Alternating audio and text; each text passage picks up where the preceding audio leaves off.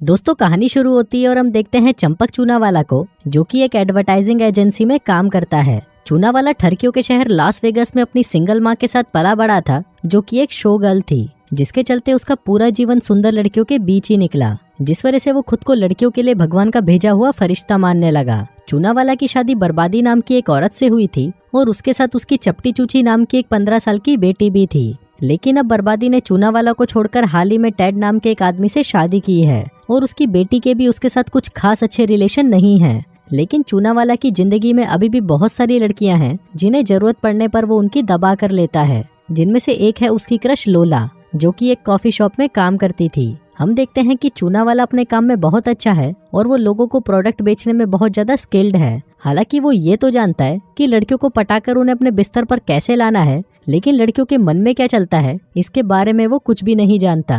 अब अमेरिका में लड़कियां सबसे तेजी से बढ़ने वाली कंज्यूमर ग्रुप बन चुकी थी और चूनावाला की क्षमताएं और स्किल्स तेजी से कम होती जा रही थी। इसके अलावा जब उसे पता चलता है कि उसके बॉस ने कंपनी के क्रिएटिव डायरेक्टर की पोस्ट के लिए बबीता नाम की एक लड़की को रख लिया है, तो ये जानकर उसे बहुत बुरा लगता है, क्योंकि उसे लगता था कि इस पोस्ट के लिए वो ही सबसे बेहतर है। लेकिन उसे पता चलता है कि बबीता उससे ज्यादा स्किल्ड और क्वालिफाइड है, जिस वजह से उसे ये पोस्ट मिली है। फिर अपनी शादी के रिसेप्शन में बर्बादी चूनावाला को बताती है कि वो अपने नए पति के साथ 2 हफ्तों के लिए हनीमून पर जा रही है, इसलिए जब तक वो वापस नहीं आती चूनावाला को उसकी बेटी चपटी चूची का ख्याल रखना होगा। यहाँ पर चूनावाला को ये भी पता चलता है कि उसकी बेटी का एक 18 साल का बॉयफ्रेंड है जिसका नाम कल्लू कबाड़ी है। अब उसको अपनी बेटी का बॉयफ्रेंड होना अच्छा नहीं लगता, लेकिन चपटी चूची को इस बात से घंटा फर्क नहीं पड़ता था, क्योंकि चूनावाला कभी भी उसकी लाइफ में मौजूद ही नहीं था। इसके बाद हम बबीता को देखते हैं, जो कि काम के पहले ही दिन इस कंपनी को लेडीज के कंज्यूमर मार्केट में टॉप पर लाने का वादा करती है और इसके लिए वो सभी एम्प्लॉयज को लड़कियों के सामान का एक बॉक्स देती है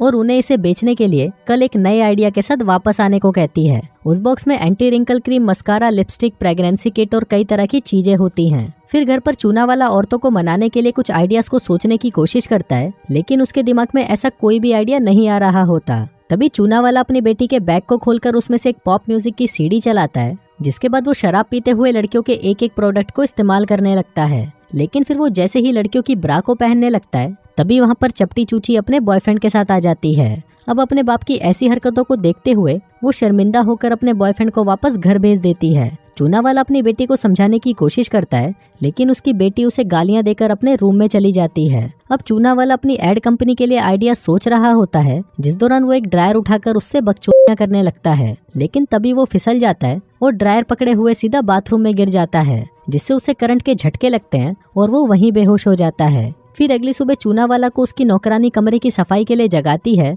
और कमरे में फैलाई हुई गंदगी को देखकर सोचने लगती है कि ये भोसड़ी वाला लड़कियों के सामानों के साथ क्या क्या बकचोदियां कर रहा था। तभी चूनावाला उसे कहता है कि ये तो सिर्फ एक्सपेरिमेंट के लिए था। नौकरानी कहती है, लेकिन मैंने तो तुम्हें कुछ नहीं बोला। फिर वो नौकरानी सोचती है कि आज तो मैं अपने बॉयफ्रेंड से पीछे से डलवाऊंगी, जिसको सुनकर चूनावाला कहता है कि आज तो तुम काफी मूड में लग रही हो। इस पर नौकरानी कहती है कि भोसड़ी के, मैंने तुझे कहाँ कुछ बोला। इसके बाद चूनावाला जब पार्क में घूम रहा होता है तो उसे उसके आसपास से गुजर रही लड़कियों की दिमाग की बातें सुनाई देने लगती हैं, जिनमें से कोई अपने कॉफी मेकर के खराब होने के बारे में सोच रही थी, तो कोई ये सोच रही थी कि आज रात को उसका बॉयफ्रेंड उसकी चीखें निकाल देगा। अब चूनावाला को समझ नहीं आ रहा था कि उसके साथ ये क्या हो रहा है, और तब जाकर उसे पता चलता है कि वो औरतों की मन की बातें सुन सकता है। अब ये सिचुएशन और भी ज्यादा बदतर तब हो जाती है जब उसे पता चलता है कि उसकी कोवर्कर उसे एक नंबर का चूतिया समझती है। अब कोई तो उसे छक्का समझती है और कोई उसकी घटिया शक्ल का मजाक उड़ाती है। अब चूनावाला की विचार पढ़ने की पावर से उसे पता चलता है कि डैरिन नाम की एक लड़की खुद की जान लेना चाहती है।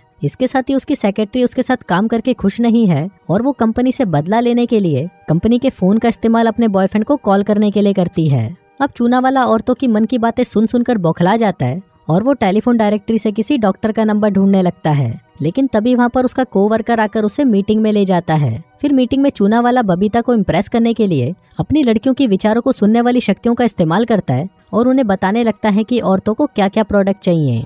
इसके बाद जब चूनावाला काम से घर आता है तो वो वहाँ पर अपनी बेटी को उसके बॉयफ्रेंड के साथ मजदूरी करते हुए देख लेता है। अब ये देखकर वो गुस्सा हो जाता है और उसके बॉयफ्रेंड को वहाँ से भगा देता है। अब ये देखकर उसकी बेटी चपटी चूची का दिमाग खराब हो जाता है और वो अपने बाप को उल्टा सीधा बोलने लगती है। इसके बाद हम देखते हैं कि चूना वाला अब उन लड़कियों की बातों से परेशान हो चुका था जो कि उसके बारे में सिर्फ बुरी बातें बोल रही थी। इसलिए वो फिर से उसी ड्रायर का इस्तेमाल करते हुए खुद को नॉर्मल करने की कोशिश करता है, लेकिन वो ऐसा नहीं कर पाता। फिर अगले दिन चूना वाला एक थेरेपिस्ट के पास जाता है जो उसकी बातें सुनकर उससे परेशान हो जाती है। अब पहले तो वो उस पर विश्वास नहीं करती, लेकिन चूना वाला उसे कहता है कि मैं तुम्हारी सारी मन की बातें सुन सकता हूँ। अब ये सुनकर वो थेरेपिस्ट उसकी मदद करने की बजाय उसे कहती है कि वो इस दुनिया का सबसे लकी आदमी है जो ये समझने में माहिर है कि लड़कियां चाहती क्या हैं। वो उसे बताती है कि वो अपनी शक्तियों से दुनिया पर राज कर सकता है। अब ये सुनकर चूना वाला खुश हो जाता है और फिर अपनी शक्तियों का इस्तेमाल करके वो सबसे पहले लोला को इम्प्रेस करने की कोशिश करता है। वो उसे वही सब कुछ कहता है जो वो सुनना चाहती थी और फिर वो उसे अपने साथ डेट पर चलने के लिए पूछता है, जिस पर वो मान जाती है। इसके बाद काम के दौरान वो अपने कोवर्कर से भी दोस्ती बनाना शुरू कर देता है। वो एनी को उसके बॉयफ्रेंड के लिए ग्रीटिंग कार्ड देने को कहता है और डैरिन की उसकी फाइलों में मदद करता है। साथ ही वो बबीता के मन को सुनकर ये भी पता कर लेता है कि वो कंपनी को सिक्योर करने के लिए सीक्रेटली एक प्रोजेक्ट पर काम कर रही है, जिसके बाद वो बबीता को उसकी हेल्प करने का ऑफर भी करता है। अब उनकी बातचीत के दौरान बबीता को पता चलता है कि चूनावाला की एक बेटी है और वो प्रॉम पर जाने वाली है। वो जानती थी कि प्रॉम ड्रेस लड़कियों के लिए कितनी बड़ी बात है, इसलिए वो उसको ड्रेस चुनने में उसकी मदद करने के लिए कहती है। फिर घर लौटने के बाद चूनावाला अपनी बेटी को देखता है जो कि अपनी 2 सहेलियों के साथ प्रॉम पर जाने के बारे में बात कर रही थी। वो चपटी चूची से मिलता है, लेकिन उसकी फ्रेंड शुरू में चूनावाला को एक अजीब बाप होने के लिए उससे नफरत करने लगती है। लेकिन तभी चूनावाला अपनी बेटी को प्रॉम ड्रेस की खरीदारी का ऑफर देकर तुरंत उसकी सहेलियों के सामने एक अच्छा डैड बन जाता है, जिसके साथ ही वो ज्यादा ओवर रिएक्ट करने के लिए उससे माफी भी मांगता है। इसके बाद चूनावाला लोला को अपने साथ डेट पर लेके जाता है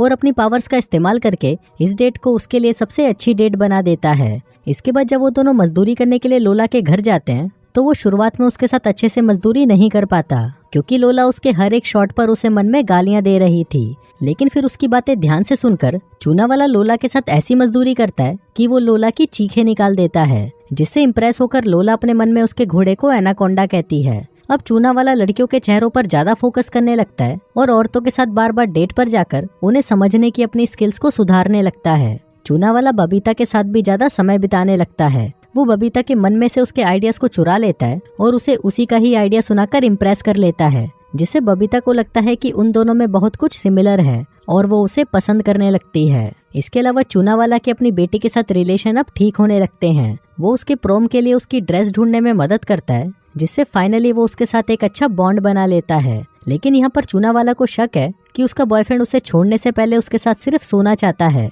और अगर उसकी बेटी तैयार नहीं है तो वो उसे उसके बॉयफ्रेंड के साथ मजदूरी करने से मना कर देता है। अब चपटी चूची पहले तो उसे ड्रेस खरीदने के लिए थैंक्स बोलती है, लेकिन फिर वो उसे एक ओवर प्रोटेक्टेड फादर बनने से मना कर देती है। इसके बाद जब वो बबीता के साथ होता है तो वो उसकी मन की बातें सुनकर फिर से उसे इम्प्रेस करने की कोशिश करता है, लेकिन अब बबीता के साथ ज्यादा टाइम बिताने की वजह से वो अब उससे प्यार करने लगा था। फिर एक रात डिनर डेट के बाद वो दोनों किस करते हैं, लेकिन तभी वो देखता है कि वहाँ पर लोला बाहर से उन्हें देख रही होती है। वो उसे बताती है कि उसका दिल टूट चुका है, क्योंकि उस रात की दमदार मजदूरी के बाद से चूनावाला ने उससे बात तक नहीं करी।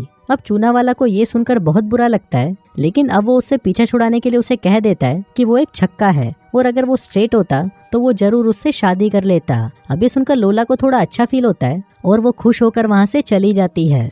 फिर प्रेजेंटेशन के दिन चूनावाला बबीता के आइडियाज को चुराने की वजह से गिल्टी फील करके उसे ही इस प्रेजेंटेशन को पिच करने के लिए कहता है, लेकिन बबीता उसे मना कर देती है और कहती है कि ये तुम्हारा आइडिया है, इसलिए तुम्हें ही ये प्रेजेंटेशन देनी चाहिए। फिर मीटिंग से पहले चूनावाला को पता चलता है कि डैरेन पिछले कुछ दिनों से खुदकुशी करने के बारे में सोच रही है और इस सब की वजह चूनावाला ही था जिसने उसकी प्रमोशन को रोक दिया था, जिस वजह से वो पिछले 2 साल से कंपनी में सिर्फ एक ही पोस्ट पर अटकी हुई है। इसके बाद चूनावाला अपनी प्रेजेंटेशन दिखाकर सभी बोर्ड मेंबर्स को इम्प्रेस कर लेता है, जिससे उसकी फर्म इस कैंपेन के कॉन्ट्रैक्ट को जीत जाती है। अब इसका सारा क्रेडिट चूनावाला को जाता है, लेकिन वो जो ये बबीता के साथ कर रहा था इससे उसे खुद में ही बहुत बुरा लगने लगता है। इसके बाद वो बबीता को सॉरी बोलने के लिए एक लेटर भी लिखता है, लेकिन तभी बबीता वहाँ पर आ जाती है और उसे अपने एक घर में ले जाती है जो उसने नया ही खरीदा था।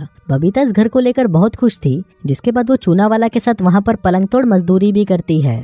फिर अगले दिन चूनावाला अपने बॉस से मिलता है, जहां उसे पता चलता है कि उसके बॉस ने चूनावाला को क्रिएटिव डायरेक्टर की पोस्ट पर प्रमोट कर दिया है और बबीता को काम से निकाल दिया है। उसका बॉस कहता है कि उसने बबीता को काम पर रखने की गलती की थी, क्योंकि उसने पूरी मीटिंग में अपना मुंह तक नहीं खोला।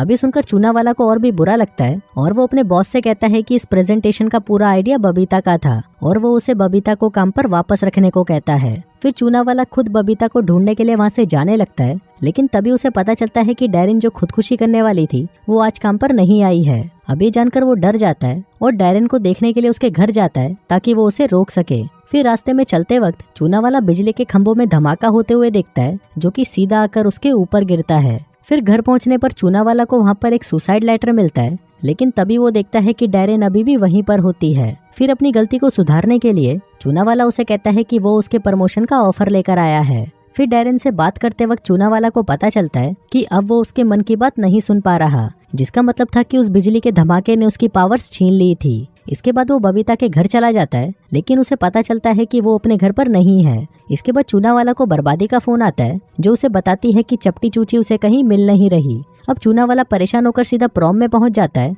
और उसे ढूंढने लगता है, लेकिन तभी उसे वो एक होटल के वॉशरूम में रोती हुई मिलती है। चूना वाला उससे पूछता है कि क्या हुआ, जिस पर उसकी बेटी बताती है कि उसके बॉयफ्रेंड ने उससे ब्रेकअप कर लिया। तभी चूना वाला उसे कहता है कि मुझे मेरी बेटी पर गर्व है। अब अपने बाप की बातों से खुश होकर उसकी बेटी रोना बंद कर देती है और उसके साथ वापस घर चली जाती है। अब चूना वाला अपनी बेटी को सुलाता है और फिर आधी रात को फिर से बबीता के घर आ जाता है। लकीली इस बार वो उसे घर पर मिल जाती है। अब चूना वाला उसे सारी सच्चाई बता देता है कि वो औरतों की मन की बातें सुन सकता है और इसी शक्ति का इस्तेमाल करके उसने उसके आइडियाज को भी चुरा लिया था, क्योंकि उसे कंपनी में प्रमोशन चाहिए था। इसके साथ ही वो उसके लिए अपनी फीलिंग्स को भी एक्सेप्ट कर लेता है और कहता है कि वो उससे बहुत प्यार करता है। अब चूना वाला को लगता है कि ये सुनकर बबीता उसे लिपट जाएगी, लेकिन तभी बबीता उसे कहती है कि वो उसे काम से निकाल रही है। अभी सुनकर चूना वाला को बिल्कुल भी बुरा नहीं लगता, क्योंकि वो इसी का हकदार था। जिसके बाद वो दुखी होकर वहाँ से जाने लगता है, लेकिन तभी बबीता उसे रोक देती है और कहती है कि उसने उसको माफ कर दिया है और वो भी उसे पसंद करती है।